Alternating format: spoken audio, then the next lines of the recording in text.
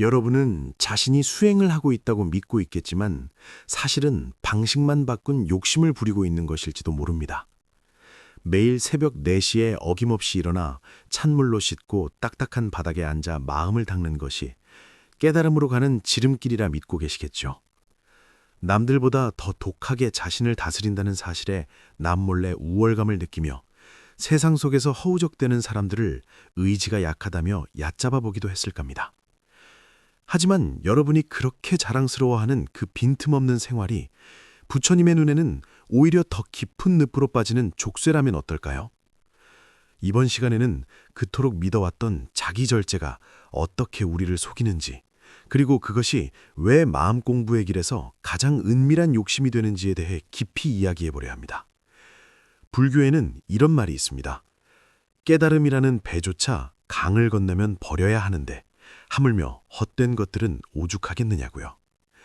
많은 분들이 마음 공부를 하기 전에는 돈이나 사랑을 쫓다가 공부를 시작한 후에는 공덕이나 경지 혹은 나는 이렇게 절제하는 사람이라는 꼬리표를 쫓습니다.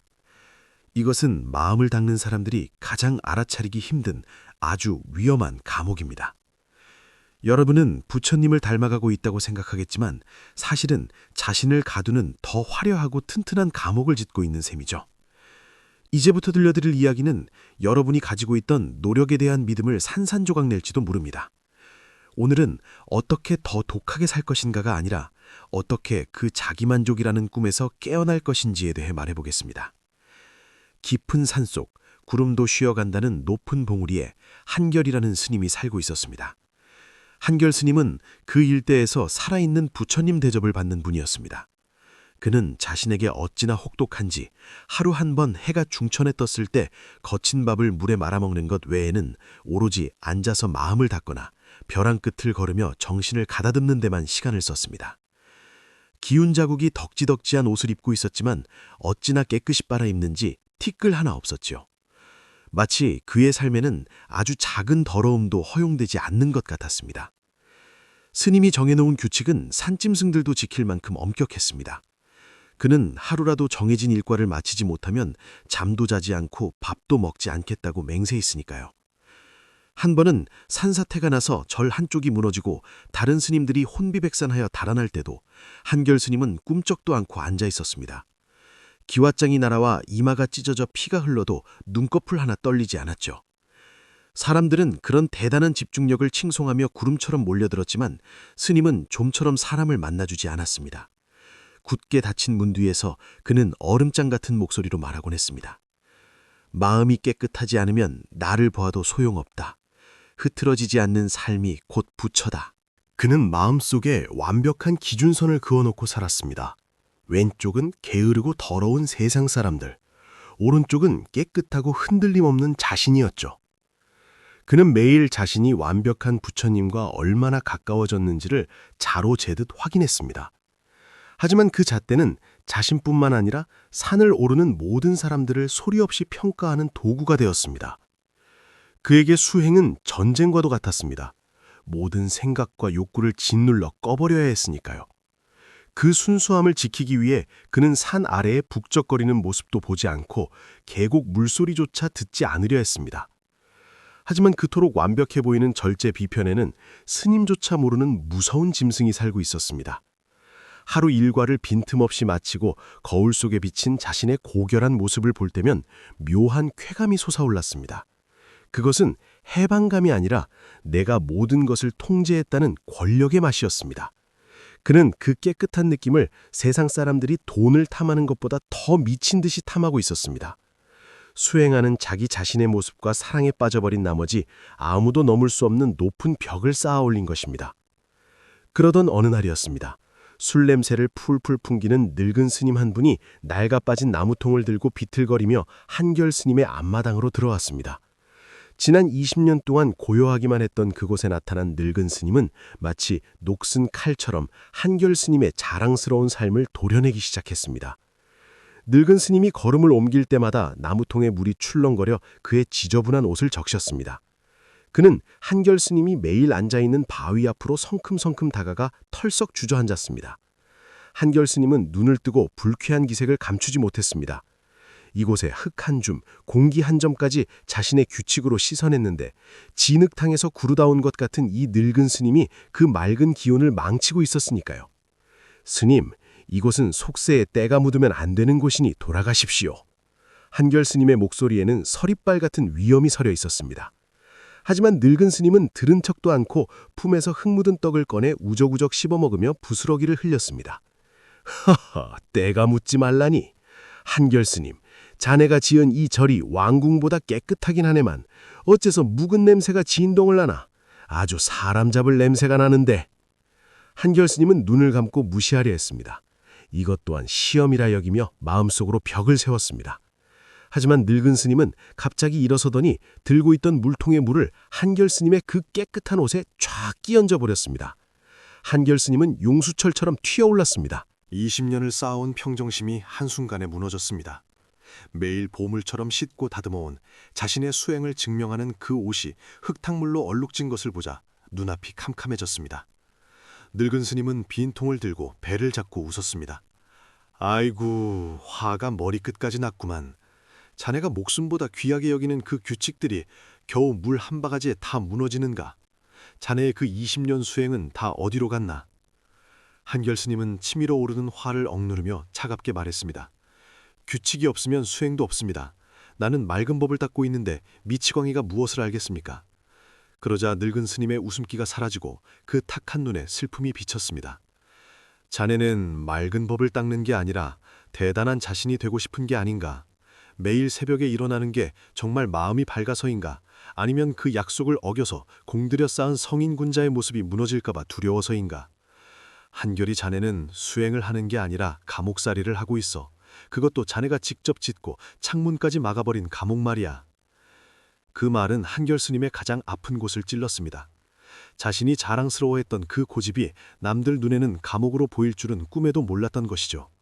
젖은 옷이 살에 달라붙어 으슬으슬 추워졌습니다. 알고 있는 불교의 가르침으로 반박하려 했지만 목이 꽉 막힌 듯 말이 나오지 않았습니다. 치열하게 사는 게 잘못입니까? 한결 스님의 목소리가 떨렸습니다.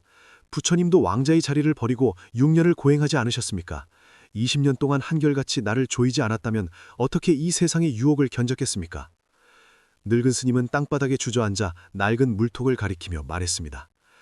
부처님이 고행을 하신 건 고행 끝에도 깨달음이 없다는 걸 알아채기 위해서였네. 그래서 고행을 버리고 나무 아래로 가신 거야. 헌데 자네는 고행 그 자체를 깨달음이라 착각하고 있어. 그걸 내려놓기는커녕 그 위에다 재단을 쌓고 있잖나. 늙은 스님은 뾰족한 돌멩이 하나를 집어들더니 한결 스님이 아끼는 평평한 바위 바닥을 벅벅 긁어대기 시작했습니다. 듣기 싫은 소리가 났습니다. 이 줄 하나는 오늘 외운 경전, 이 세 줄은 어제 앉아있던 시간. 자네는 매일 이 자국들을 세면서 많아질수록 부처님과 가까워진다고 믿겠지. 하지만 뒤를 돌아보게. 지난 20년 동안 나는 수행하는 사람이다 라는 오만함 말고 남은 게 뭔가. 자네는 흙 묻을까봐 산 밑에 내려가 우는 사람 한 번 안아주지 못했어. 그 고귀한 규칙이 더러워질까봐 겁이 나서 말이야. 한결 스님은 바위에 그어진 상처가 마치 자신의 살에 그어지는 것처럼 아팠습니다. 인정하기 싫었지만 두려웠던 게 사실이었습니다. 계획이 틀어지는 것, 자신이 완벽하지 않게 되는 것이 죽기보다 싫었습니다. 입으로는 나를 버린다고 하면서 늙은 스님이 얼굴을 들이밀며 말했습니다. 술 냄새가 확 풍겼습니다. 내가 보기엔 나라는 덩어리가 산만하게 커져 있어. 가장 낡은 옷을 입고 가장 적게 먹으면서 나는 너희들과 다르다 하며 세상을 내려다보는 그 나 말이야. 자네가 탐내는 건 돈이 아니라 남들보다 뛰어나다는 그 느낌이야. 그 순간 천둥이 치며 장대비가 쏟아졌습니다. 고요했던 마당은 순식간에 진흙탕이 되었습니다. 빗줄기 속에 서서 한결 스님은 자신이 그토록 지키려 했던 질서가 자연의 힘 앞에 허무하게 무너지는 것을 보았습니다. 마음속에 구멍이 뚫린 듯했습니다. 늙은 스님은 빗속에서 미친 듯이 웃고 있었고 그 웃음소리는 한결 스님의 뻣뻣한 자존심을 후려치는 매와 같았습니다. 내가 욕심쟁이라고요? 한결 스님은 빗물 섞인 목소리로 외쳤습니다. 고향도 가족도 세상의 즐거움도 잠까지도 다 버렸습니다. 이걸 욕심이라 한다면 세상에 깨끗한 게 어디 있습니까? 늙은 스님은 빗물을 훔쳐내며 깊은 눈으로 그를 쏘아보았습니다. 바로 그렇게 많이 버렸다고 생각하기 때문에 자네는 잃는 걸 못 견디는 거야. 보통 사람들은 돈을 잃으면 그만이지만 자네는 영원한 해방, 완벽한 깨끗함을 탐내고 있어. 그래서 장사치보다 더 인색해진 거야. 조금의 흠집도 용납 못하니까. 늙은 스님은 안개 낀 산 아래를 가리켰습니다. 자네는 이 높은 봉우리에서 20년을 살며 다 이루었다고 생각하겠지만 사실은 벼랑 끝에 예쁜 무덤 하나 만든 거야. 자네가 산을 못 내려가는 건 시끌벅적한 장터에 가서 부대 끼는 순간 자네의 그 대단한 집중력이 종이짝처럼 찢어질 걸 알기 때문이지. 그건 수행이 아니라 도망이야. 자네는 스스로를 아주 비싼 도자기처럼 만들어서 모셔두고 있는 거야. 깨질까봐 전전긍긍하면서. 한결 스님은 몸을 떨었습니다. 산 아래서 종소리가 들릴 때마다 시끄럽다며 짜증을 냈던 기억이 났습니다. 그게 새 속을 떠난 마음인 줄 알았는데 사실은 오만에서 나온 혐오였던 것입니다. 그때 늙은 스님이 진흙탕에서 뒹굴던 낡은 나무통을 집어들어 한결 스님의 머리에 푹 씌워버렸습니다. 세상이 캄캄해졌습니다. 곰팡내와 빗소리만이 통 안을 채웠습니다. 스님의 위엄도 깨끗함도 규칙도 그 더러운 통 안에서 조롱당하는 기분이었습니다. 이 통 속에서도 자네가 대단한 스님인가? 통 밖에서 늙은 스님의 목소리가 들려왔습니다. 자네가 말하는 그 절제는 진실을 보기 위한 것인가? 아니면 이 통 속에 숨어서 진실을 안 보려는 것인가? 어둠 속에서 한결 스님은 마침내 눈물을 터뜨렸습니다. 스님이라는 껍데기, 절제라는 갑옷을 벗기니 속은 황무지처럼 메말라 있었습니다. 그동안 수행이라 믿었던 건 그 황무지에 울타리를 치는 일일 뿐이었습니다. 그는 진흙탕에 무릎을 꿇고 거친 숨을 몰아쉬었습니다. 지난 20년 그는 절제를 생명처럼 여겼지만 이 좁고 냄새나는 통 안에서 깨달았습니다. 매분 매초를 쪼개 살던 그 완벽한 스님은 사실 존재하지 않는 허상이었다는 것을요. 덜어내는 공부를 한다면서 사실은 더 하고 있었습니다. 맨몸뚱이 위에 성스러운 사람, 고상한 사람이라는 덧칠을 잔뜩 해놓고는 내가 너희보다 낫다고 거만하게 굴었던 것입니다. 늙은 스님이 통을 톡 하고 두드렸습니다. 그 소리가 마치 벼락처럼 울렸습니다. 나오게, 그 안에서 비움 타령 그만하고. 한결 스님은 떨리는 손으로 나무통을 벗어냈습니다. 비는 그쳐 있었고 구름 사이로 아주 평범하고 흐릿한 햇살이 진흙투성이 마당을 비추고 있었습니다. 늙은 스님은 무릉덩이 옆에 쪼그리고 앉아 개미떼를 구경하고 있었습니다. 그는 쳐다보지도 않고 툭 내뱉었습니다. 저 개미들 좀 보게. 경전 한 줄 읽은 적 없고 가부좌 한 번 튼 적 없어도 그냥 저렇게 살아. 그런데 한결이 자네는 20년 동안 가장 중요한 걸 빼먹었어. 사람으로 사는 법을 잊어버렸네 그랴. 한결 스님은 진흙범벅이 된 자신을 내려다보았습니다.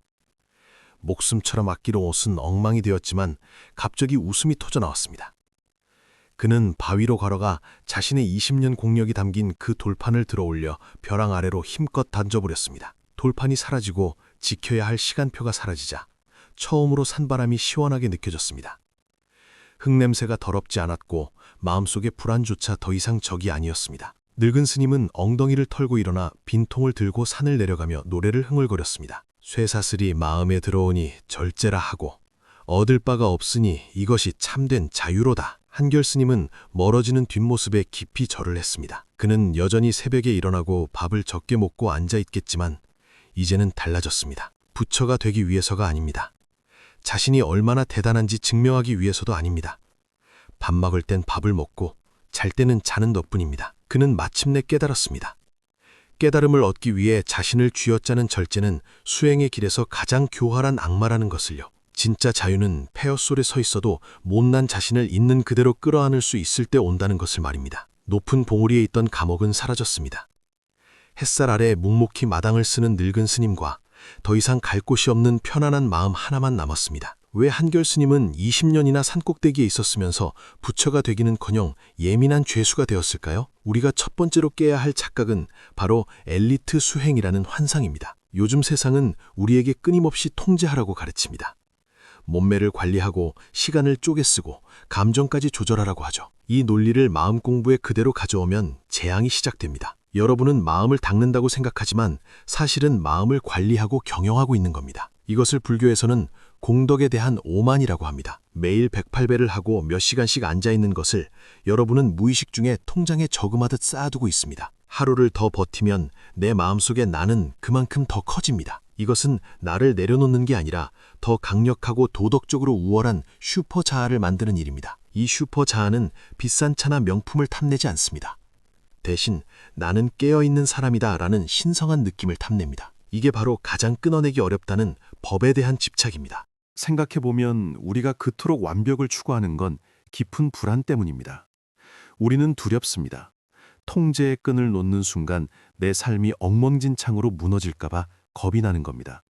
그래서 엄격한 규칙으로 높은 담을 쌓고 변해가는 세상 속에서 확실한 것 하나를 붙잡으려 발버둥칩니다. 하지만 삶은 원래 변하는 것이고 내 마음대로 되지 않는 것입니다. 억지로 삶을 휘어짜서 통제하려는 건 흐르는 강물을 손으로 막으려는 것과 같습니다. 더 꽉 쥘수록 마음은 더 쉽게 부러집니다. 열쇠를 너무 사랑한 나머지 문을 열 생각을 안 하고 열쇠만 닫고 있는 꼴입니다. 나중엔 그 열쇠가 너무 무거워서 들지도 못하게 되죠. 부처님은 금강경에서 끊임없이 나라는 생각, 남이라는 생각을 버리라고 하셨습니다. 정말로 지혜로운 사람의 수행은 티가 나지 않습니다. 절제를 하지만 스스로 절제한다고 느끼지 않고 규칙을 지키지만 그것으로 남을 깔보지 않습니다. 마치 숨 쉬는 것과 같습니다. 오늘 숨을 3만 번 쉬었다고 자랑하는 사람은 없지요. 나 지금 수행하고 있어 라고 의식하는 순간 그건 자연스러운 삶이 아니라 연기가 됩니다. 부처님 보라고, 남들 보라고, 무엇보다 자기 자신 보라고 하는 연기 말입니다. 나 정말 열심히 살지 하고 스스로 감동하는 그 두꺼운 연기 때문에 진짜 진실을 보지 못하는 겁니다. 수행은 더 훌륭한 사람이 되는 게 아니라 원래 내 안에 있던 더하지도 덜하지도 않은 본래의 마음을 발견하는 것입니다. 그 마음은 새벽 4시의 고통과 맞바꾸는 보상이 아닙니다. 밥을 굶어서 얻어내는 전리품도 아닙니다. 절제를 거래 수단으로 삼는 순간 우리는 가장 큰 욕심쟁이가 됩니다. 유한한 노력으로 무한한 자유를 사려고 하니까요. 이건 자아가 또 다른 자아를 없애려는 것과 같아서 머리카락을 잡아당겨 하늘로 날아오르려는 것처럼 어리석은 일입니다. 진짜 수행은 절제 속에서도 헐거워지는 법을 배우는 겁니다. 아이가 아파서 오늘 정해진 기도를 못했다면 그 순간의 어수선함을 편안하게 받아들이고 기꺼이 아이를 돌보는 것이 진짜 공부입니다. 조용한 방, 정해진 시간표 안에서만 마음이 편하다면 그건 수행이 아니라 성인군자 강박증입니다. 만약 수행을 할수록 고고해지고 남들과 어울리기 힘들고 세상이 마음에 안 든다면 멈추십시오. 여러분은 지금 한결 스님처럼 돌덩이 같은 사람이 되어가고 있는 중일지도 모릅니다. 그렇다면 이제 막막하실 겁니다. 절제가 함정이라면 막 살아야 하나? 늦잠 자고 하고 싶은 대로 하는 게 내려놓는 건가? 절대 아닙니다. 중요한 건 팽팽하게 당긴 줄과 느슨한 줄 사이의 균형, 즉 중도를 찾는 것입니다. 억지로 힘쓰지 않는 그 평형점을 찾기 위해 일상에서 할 수 있는 3가지 연습을 제안합니다. 첫째, 통제 대신 알아차림으로 바꾸십시오. 숙제하듯 지키는 규칙을 버리고 깨어있는 삶을 사세요. 매일 1시간씩 억지로 앉아있는 대신 설거지할 때 물의 감촉을 느끼고 화가 날 때 화나는 줄 아는 겁니다. 얼마나 많이 했느냐가 아니라 지금 이 순간 깨어있느냐가 중요합니다. 목적 없이 그냥 알아차릴 때 억지로 참는 절제가 아니라 숨쉬듯 자연스러운 절제가 찾아옵니다. 둘째, 우월감을 깨트리는 연습을 하십시오. 채식을 한다거나 일찍 일어난다고 해서 내가 남보다 낫다는 생각이 들면 그게 바로 집착의 싹입니다. 그럴 땐 일부러 한번 그 규칙을 깨보세요. 꼭 해야 하는 시간에 가족과 수다를 떨거나 시장에 나가보세요. 그리고 그때 올라오는 불안함을 지켜보세요. 당신을 불안하게 하는 건 수행을 못해서가 아니라 완벽한 내 이미지가 망가져서가 아닙니다. 성인이 되고 싶은 자신을 비웃어줄 수 있어야 진짜 자유가 시작됩니다. 셋째, 얻은 것 없음을 확인하는 의식을 하세요. 매일 잠들기 전 오늘 쌓은 공덕을 마음속에서 0으로 만드세요. 착한 일을 했든 책을 많이 읽었든 일을 잘했든 다 비우십시오. 오늘 한 일은 다 꿈과 같다. 내세울 것도 나라고 할 것도 없다. 이렇게 하루의 성취감을 쓰레기처럼 버리고 잠드세요. 그래야 다음날 아침 어제의 짐을 진 무거운 수행자가 아니라 텅 빈 가벼운 사람으로 눈을 들 수 있습니다. 우리가 피해야 할 가장 큰 착각은 마음 공부를 성공학처럼 대하는 겁니다. 깨달음을 승진처럼 목표로 삼으면 윤회의 굴레에서 벗어날 수 없습니다. 기억하세요. 수행은 무언가를 얻는 게 아니라 잃어버리는 과정입니다. 편견을 잃고 오만을 잃고 꽉 쥐고 있던 나를 잃는 것입니다. 부처가 되려는 마음조차 놓아버릴 때 비로소 부처의 향기가 납니다. 그때 비로소 삶을 사랑해서 절제하게 됩니다. 삶 자체가 최고의 수행터가 되며 진흙탕 속에서도 웃을 수 있고 실패에도 당당한 진짜 깨어있는 사람이 되는 것입니다. 자, 잠시 눈을 감고 느껴보십시오. 여러분이 그토록 감시하고 채찍질하고 때론 못마땅해 했던 여러분의 영혼을요. 더 완벽해지려고, 더 그럴듯한 수행자처럼 보이려고 얼마나 많은 족쇄를 채웠습니까? 새벽에 깨우고 먹고 싶은 것도 참게 하고 감정도 억누르게 했지요. 그게 다 나를 구하는 길이라 믿었겠지만 사실은 숨이 턱턱 막혀가는 진짜 내 모습을 한 번이라도 따뜻하게 바라봐 준 적이 있습니까? 우리는 저쪽 언덕으로 가려고 애쓰지만 사실 저쪽 언덕은 가고 싶다는 생각을 내려놓는 바로 그 자리에 있습니다. 부처님이 부처님이 된 건 엄청난 고행을 해서가 아니라 고행조차 부질없다는 걸 깨닫고 모든 집착을 놓아버렸기 때문입니다. 이 이야기가 끝날 때 깊은 숨을 한번 내쉬며 스스로에게 이렇게 말해 주십시오. 지금 이대로 완벽하지 않아도 괜찮다. 이대로도 충분하다. 이 한마디가 10년 동안 맹목적으로 앉아있는 것보다 훨씬 값질 수 있습니다. 우리가 깎아야 할 건 돌부처가 아니라 살아있는 사람입니다. 울기도 하고 지치기도 하고 실수도 하지만 그 모든 순간을 따뜻하게 바라볼 줄 아는 생명 말입니다. 영혼을 가두는 완벽한 절제는 가장 큰 욕심이고 나를 꽃 피우는 소막한 평범함이야말로 최고의 수행입니다. 마지막으로 질문 하나를 남기겠습니다. 만약 이번 생에 죽어도 부처가 못 되고 깨달음 같은 건 없다고 해도 여러분은 지금처럼 자신을 괴롭히며 수행하시겠습니까? 오늘 이야기가 늙은 스님의 물통처럼 여러분 마음속에 어딘가를 적셨다면 이 이야기를 절제라는 감옥에 갇힌 주변 분들과 나누어 주십시오. 여러분의 공감이 누군가에게는 숨쉴 구멍이 될 수 있습니다. 댓글로 남겨주세요. 한결 스님의 이야기를 듣고 지금 여러분은 자신에게 어떤 말을 해주고 싶으신가요? 이제 수행한다는 환상을 내려놓고 문을 열어보세요. 햇살을 보고 꽃향기를 맡고 아무 바라는 것 없이 진짜 삶을 한번 살아보시길 바랍니다.